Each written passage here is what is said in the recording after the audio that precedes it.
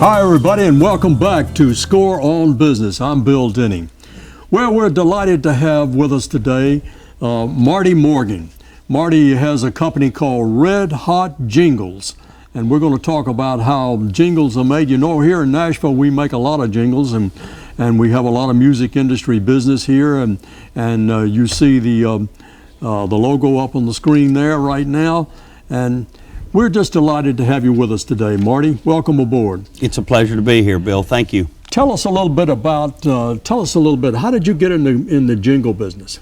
Well, as an advertising copywriter early on in my career, one of the common solutions that I would present frequently was a jingle solution for an ad campaign for marketing. And coming from a musical background, I continued to develop a pretty steady portfolio of jingles, and about 3 years ago I decided to open up my own jingle company in conjunction with my sister, country music recording artist Marty Morgan, and we launched Red Hot Jingles in October of 2010. Oh, good. So you've been in business a little while then. Well, been creating jingles probably for over 30 years, but as a business entity, we've been around for about 3 years. It took us about a year to get everything ready before we launched the website, brand development, pulled together a collection of and organized all the samples that I'd created throughout the years, and then we kind of kicked it off with a media party out at one of our nephew's restaurants and invited all of Lori's associates from the industry and my friends from the ad agency business. Yeah. Well, that's a good way to get started, to let everybody know you're here. That's right. Yeah, you've got to promote. Tell me a little bit about putting together a jingle. How do you come up with the idea, and how do you start the jingle? Surprisingly enough, that tends to be what I spend a lot of my time explaining to potential clients. They call up, they want to find out. They call up and typically say, "Hey, I don't know anything about how a jingle is produced or created, so can you tell me?" And the other thing they want to know is a little bit about cost. So I typically explain to them that we start with an input session and get as much information as we can. We encourage the client to be very singular and focused, because a jingle is not going to be a laundry list of a bunch of selling points. It's going to be one simple hook surrounded by some very memorable music. And so we will take that input session, and then we will start a conceptual idea generation, and from there we write a small song, a little mini song, and we create a demo or work tape of it using a piano, guitar, vocal, and then the client will approve that, and we move into full production. Now, you brought with you today one of the more recent jingles that you've done, and we're going to take a quick look at that. And that incorporates all the things that you were talking about, and we'll get into this after we see this little jingle. Maybe we can look at that right now. Sounds good. Sitting at home just feeling blue, you get an idea, you know just what to do. Grab your keys and say let's go, you deserve to have it all. Finding everything for your home at the Furniture Mall. Fun choices and rooms for less, smiles at every corner, and a better night's sleep awaits your dreams at the Furniture Mall. The fun of shopping. Well, there you get an idea, folks, of what how to put a jingle together and all the elements that are involved. Tell me about that one. That one had a peculiar situation to it. I was sharing with you before we came on. That's an interesting.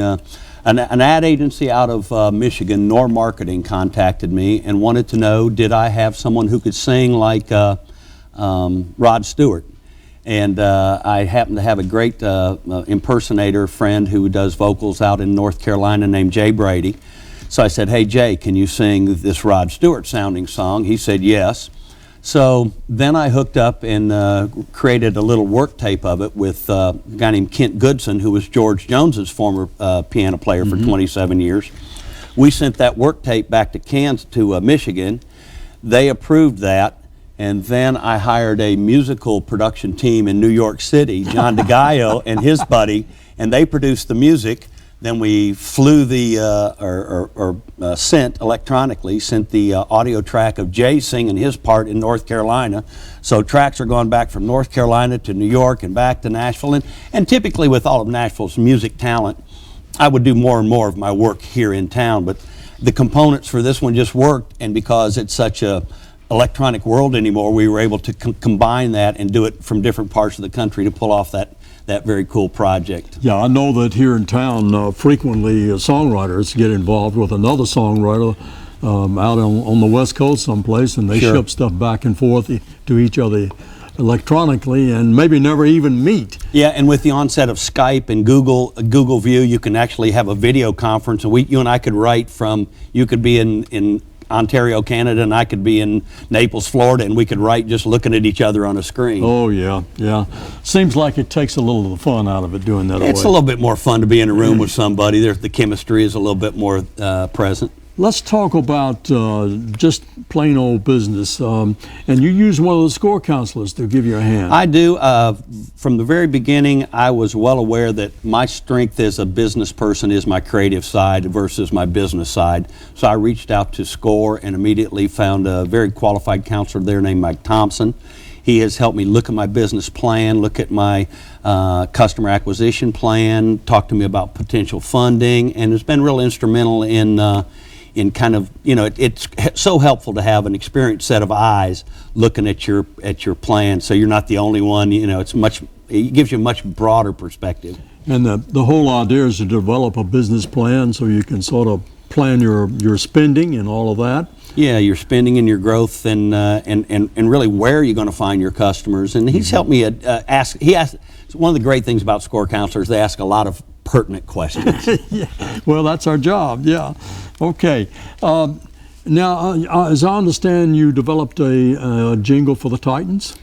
Well, I don't know that you would, we create need-specific music on demand for a variety of different things, and marketing is one of them, sports, entertainment. In this particular case, we did create a song for the Tennessee Titans, and we presented it to them, and the owner, Bud Adams, liked it very much. And then here recently, Lori and my sister Lori and Pam Tillis, a country singer, they tour together now. They were invited to do the anthem at a recent Titans game. And in addition to that, because they had heard the Titans piece before, they invited them to sing this theme song or this fight song at the game. And it was extremely well received. It's called Tighten Up, and it's a piece that we wrote and produced in conjunction with Red Alert Studios and Pam's husband.